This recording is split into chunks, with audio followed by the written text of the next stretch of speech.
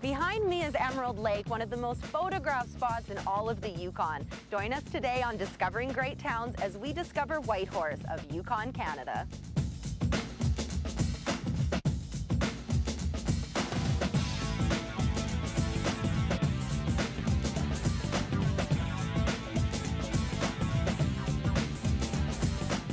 This week, I will discover the magical land of Canada's true north, a land still thriving with the entrepreneurial spirit of the Klondike Gold Rush, where the locals are friendly and the pristine land beckons the soul. We've just arrived in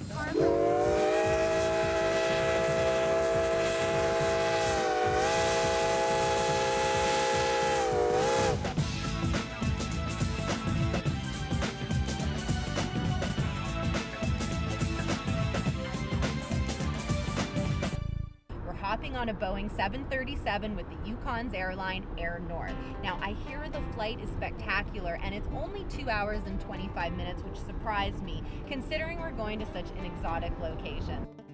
From 30,000 feet up, the glacier-fed lakes and the unfettered terrain are inviting and bring up a feeling of nostalgia for the glory of the Yukon during the Klondike Gold Rush. The Yukon is often referred to as the land of the midnight sun. In the peak of summertime, the sun sets just after midnight and rises just a couple of hours later, resulting in incredible sunsets where the magic and mystery of the north truly shine. Whitehorse, situated on the banks of the Yukon River, is the capital of this pristine territory, but it still holds that small town charm I search for all around the world. Whitehorse has an eclectic mix of entrepreneurs, artists, and outdoor enthusiasts, creating a stimulating vibe full of enthusiasm. My first mission in town is to check out the downtown core. I was impressed with both the selection and quality of the shops in downtown Whitehorse.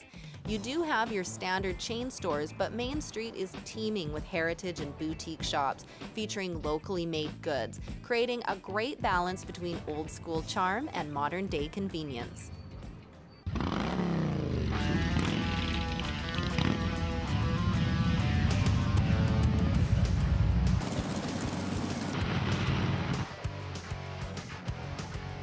This week I have stumbled across something quite extraordinary. Ride Yukon. Whitehorse is anything but a sleepy little town. Ride Yukon was conceived by a couple of local entrepreneurs who have a huge passion for the Yukon. Hundreds of bikers have traveled thousands of miles from destinations all over North America to fulfill the lifelong dream of exploring the north and ride their bikes against a backdrop of spectacular vistas under the midnight sun.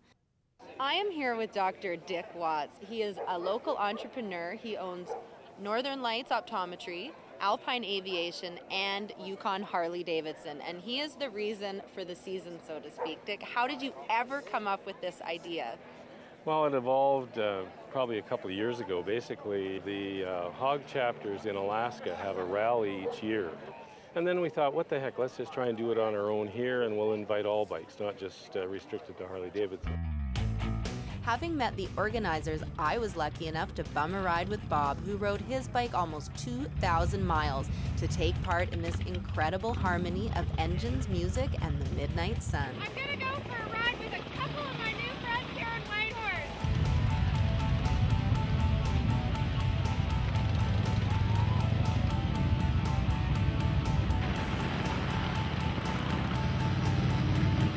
The parade was great. It felt like rolling thunder.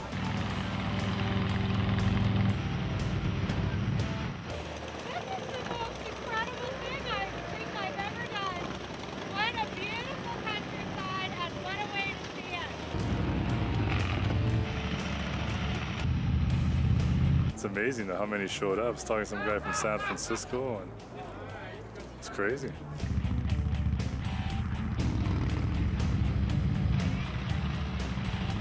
First time in the Yukon, can't believe how big it is. It's just wonderful, so much untouched. Oh, the hills just swallow you, the mountains, oh, just great. Everybody should come here, everybody.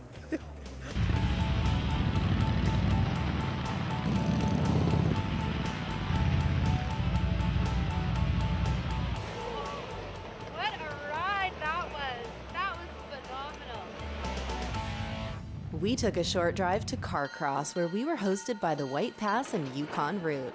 They held a traditional native ceremony for the Ride Yukon participants before heading out on a steam excursion with Engine 73.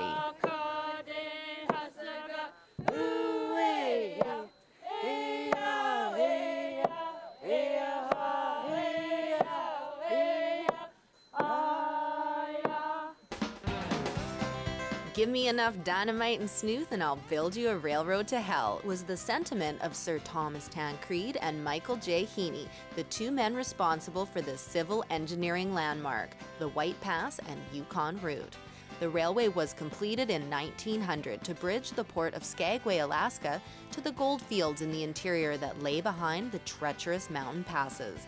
With a few upgrades along the way, the White Pass has stood the test of time. Since 1988, it has operated not as a fundamental mode of transport, but rather as a popular shore excursion for tourists. Today, it is known as the scenic railway of the world, and for good reason. The vistas you'll see along your excursion are truly pristine wilderness destinations. We're in the middle of the pristine wilderness of the Yukon on the White Pass and Yukon Route, and we're headed up to Bennett Lake, where the Klondike Gold Rush all began back in 1898.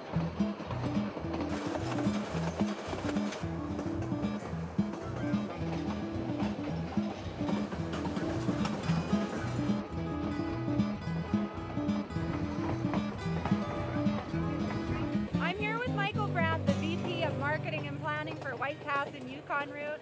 Michael, do you get to go out on these trains every day? Is that your job? Not enough, but I could. The quality of life in Whitehorse is... More! There it is. We're on the steam engine.